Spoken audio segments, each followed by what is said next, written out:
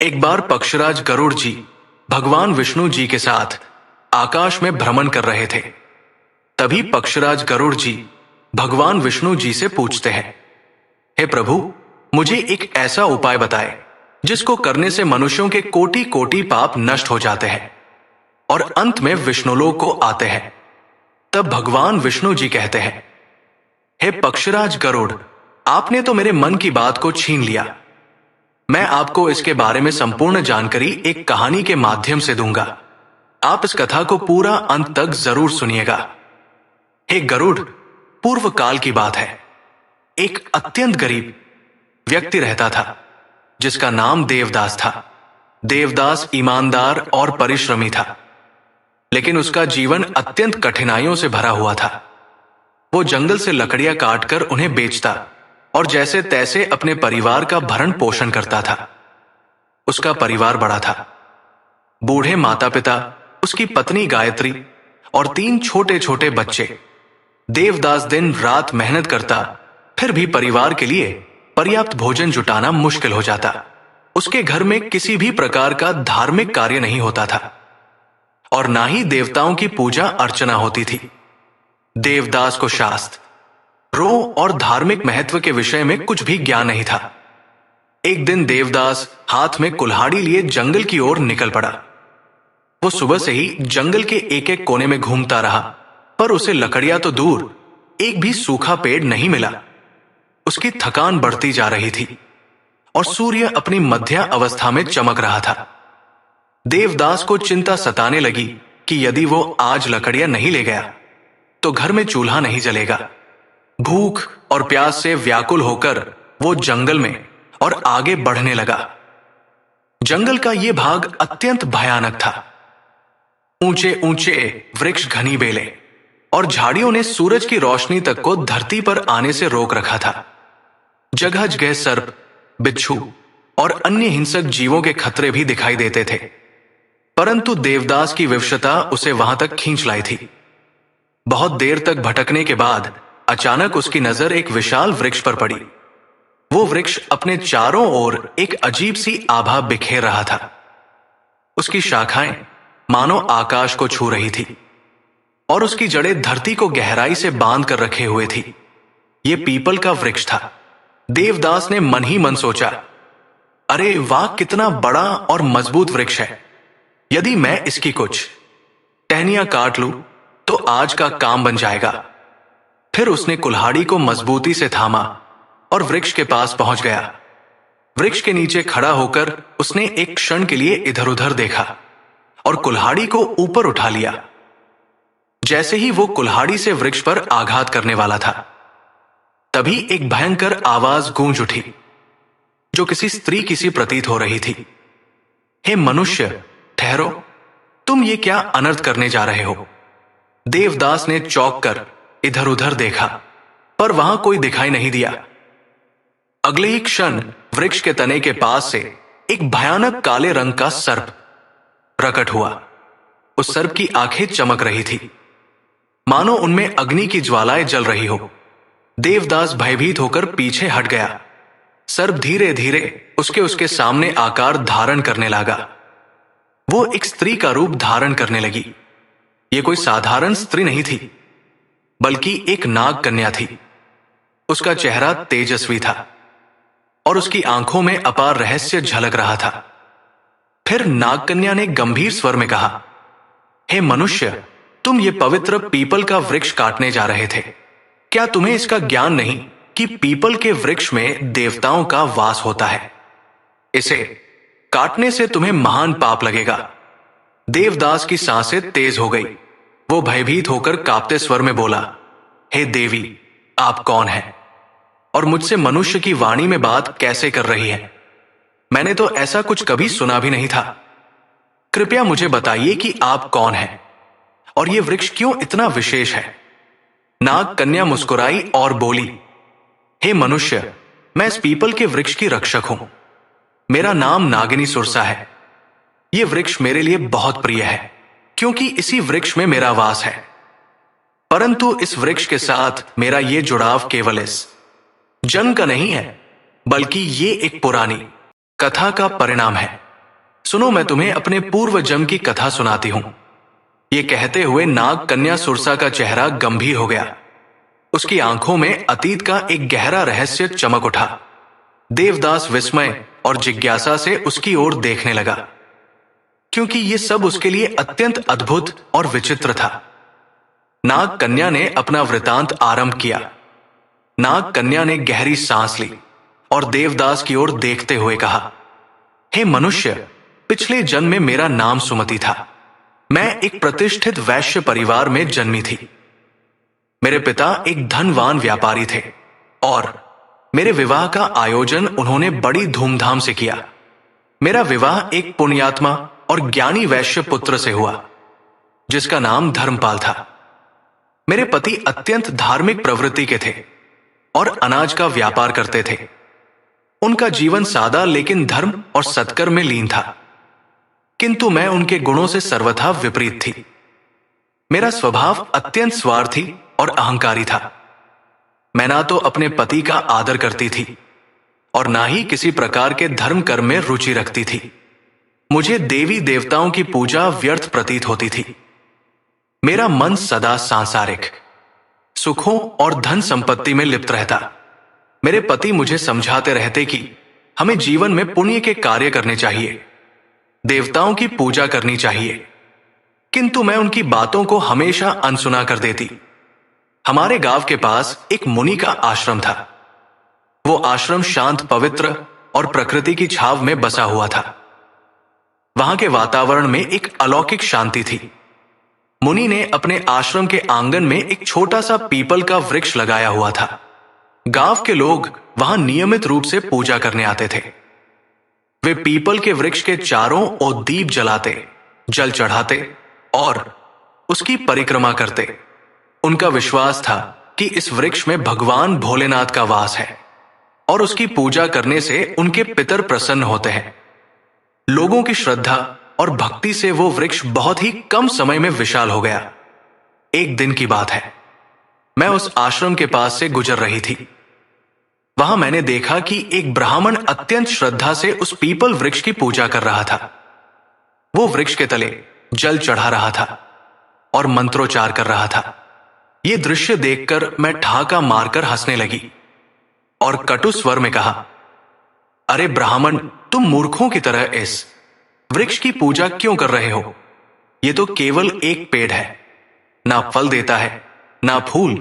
क्या ये पेड़ किसी काम का भी है? ये व्यर्थ का ढोंग है।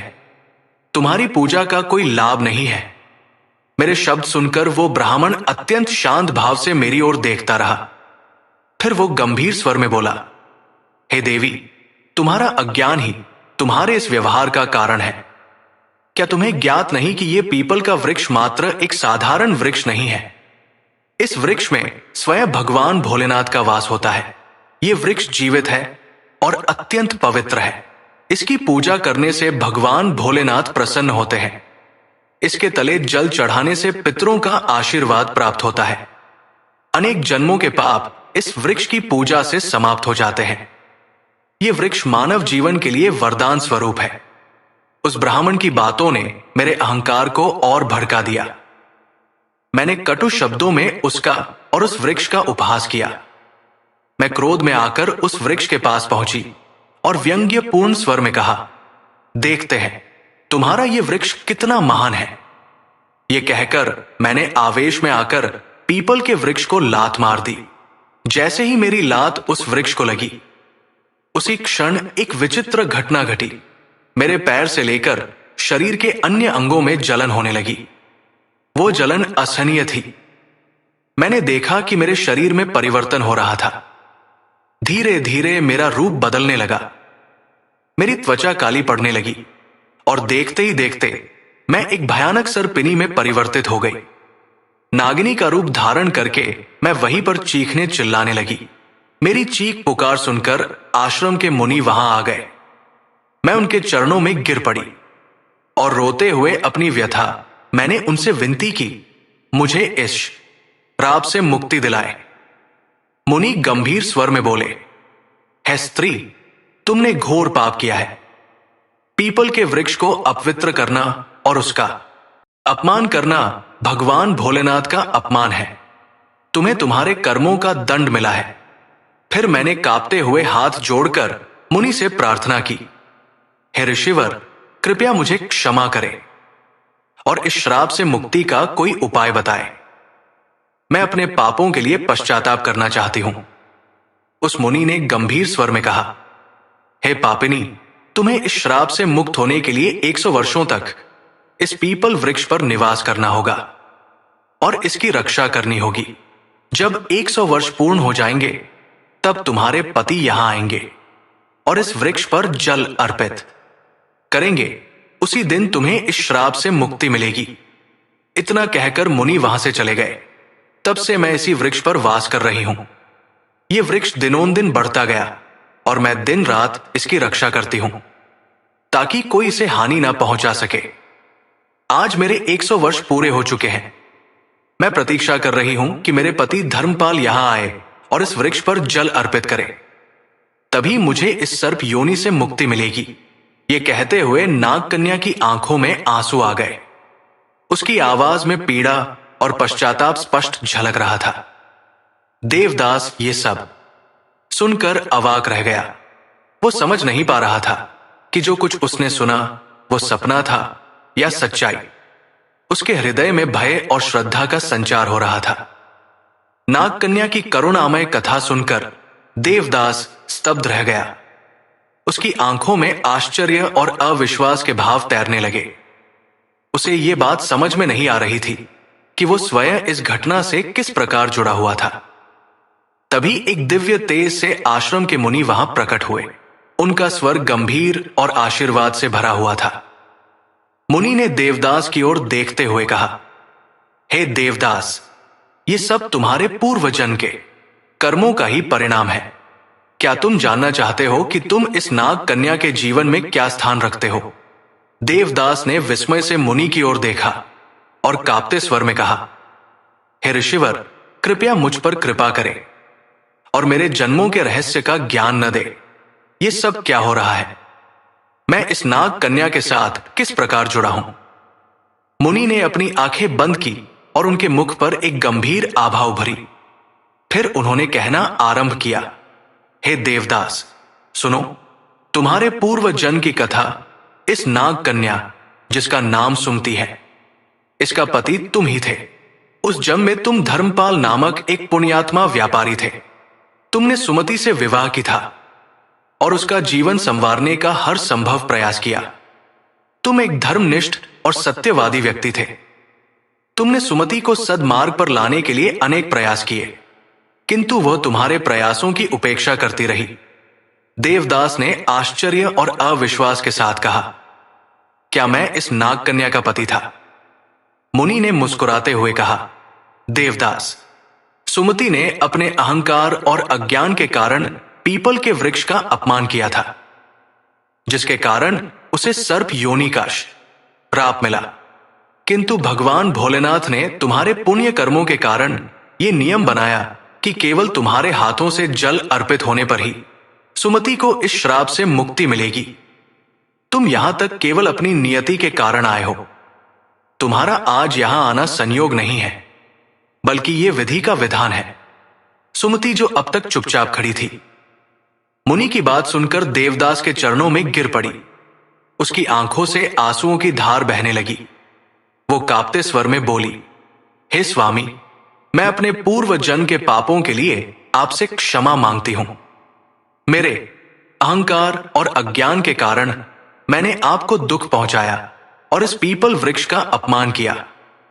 किंतु आज मैं आपसे एक बार फिर प्रार्थना करती हूं, कृपया इस पवित्र वृक्ष पर जल अर्पित कर मुझे इस श्राप से मुक्त करें। देवदास की आंखों में करुणा भर आई। उसने नागकन्या के प्रति कोई क्रोध या घृणा नहीं दिखाई, बल्कि उसके हृदय में श्रद्धा और सहानुभूति का भाव जाग उठा। उसने मुनि की ओर देखा और कहा, हे ऋषिवर, मुझे बताइए, मैं इस पुण्य कार्य को कैसे पूरा करूं? मुनि ने हरिदास को पीपल वृक्ष के पास ले जाकर कहा, हे वत्स, इस वृक्ष पर श्रद्धा से जल अर्पित करो और भगवान भोलेनाथ का स्मरण करो। इससे तुम्हारे पूर्व जन्म के बंधन समाप्त हो जाएंगे और सुमति को भी मुक्ति मिलेगी। देवदास ने पास ही रखे कलश से जल भरा। वो पीपल वृक्ष के सामने खड़ा हुआ और अपने मन में भगवान भोलेनाथ का ध्यान करते हुए जल अर्पित करने लगा। जैसे ही उसने जल की धार पीपल पल की जड़ों में चढ़ाई, एक अद्भुत घटना घटी। पीपल वृक्ष के नीचे एक दिव्य प्रकाश फैला और नागकन्या का सर्प रूप धीरे धीरे नष्ट होने लगा। उस स्थान पर एक सुंदर तेजस्वी स्त्री प्रकट हुई। उसका चेहरा चमक रहा था, मानो वह स्वयं एक देवी हो। सुमति ने हाथ जोड़कर देवदास और मुनि को प्रणाम किया। सुमति ने कहा, हे स्वामी, आपके पुण्य और भगवान भोलेनाथ की कृपा से मुझे आज इस अभिशाप से मुक्ति मिली है। मैं आपके प्रति कृतज्ञ हूं। आपने न केवल मेरे पापों का प्रायश्चित करवाया, बल्कि मुझे मोक्ष के मार्ग पर ले आए। मुनि ने आशीर्वाद देते हुए कहा, हे सुमति, अब तुम स्वर्ग लोक को प्रस्थान करो। तुम्हारे इस श्राप का अंत हो चुका है। भगवान भोलेनाथ तुम्हें आशीर्वाद दे। सुमति ने एक बार फिर पीपल वृक्ष की परिक्रमा की और वहां से दिव्य प्रकाश के साथ स्वर्ग लोक को प्रस्थान कर गई। इस घटना के बाद देवदास के जीवन में बड़ा परिवर्तन आया। उसने पीपल वृक्ष की महिमा को समझा और प्रतिदिन उसका पूजन करने लगा। उसने अपने परिवार को भी धर्म के मार्ग पर चलने की प्रेरणा दी। वो जान गया कि पवित्र वृक्षों का सम्मान और देवताओं का स्मरण जीवन को सफल बनाता है। भगवान भोलेनाथ ने पीपल वृक्ष के महत्व की कथा समाप्त की। उनके मुख पर करुणा और दिव्यता का तेज झलक रहा था। देवर्षि नारद जी अत्यंत भाव विभोर होकर बैठे थे। उन्होंने भगवान भोलेनाथ की स्तुति करते हुए कहा, हे प्रभु, आपने पीपल वृक्ष की महिमा और ये कथा सुनाकर मेरी जिज्ञासा को शांत किया। मैं धन्य हो गया। इस कथा से यह स्पष्ट हुआ कि मनुष्य अपने अज्ञान और अहंकार के कारण ही पाप के मार्ग पर चलता है, किंतु आपकी कृपा से ही उसका उद्धार संभव है। यह वृक्ष न केवल पवित्र है, बल्कि स्वयं आपका दिव्य स्वरूप है। भगवान भोलेनाथ मुस्कुराते हुए बोले, हे नारद, ये सत्य है। पीपल का वृक्ष सृष्टि का जीवन है। इसकी जड़ में मैं स्वयं निवास करता हूं, तने में भगवान शिव का वास है और शाखाओं में ब्रह्मा का। इस वृक्ष की पूजा करने से मनुष्य त्रिदेव का आशीर्वाद प्राप्त करता है। जो भी इस कथा को श्रद्धा से सुनेगा या सुनाएगा अथवा पीपल के वृक्ष की पूजा करेगा, उसे मेरे परम धाम की प्राप्ति होगी। उसके समस्त पापों का नाश होगा और उसे जीवन में सुख शांति तथा परलोक में मोक्ष का आशीर्वाद मिलेगा। नारद जी ने कहा, हे प्रभु, मैं अविलंब पृथ्वी लोक पर जाऊंगा और इस कथा का प्रचार करूंगा। मैं लोगों को यह बताऊंगा कि पीपल के वृक्ष का अपमान नहीं करना चाहिए। इसकी पूजा करके वे आपके सानिध्य को प्राप्त कर सकते हैं। तो दोस्तों, इस प्रकार से भगवान भोलेनाथ ने नारद जी को पीपल के वृक्ष की महिमा सुनाई है। उम्मीद है आपको यह कथा पसंद आई होगी। वीडियो को लाइक जरूर करें और कमेंट में जय श्री हरि भोलेनाथ अवश्य लिखें।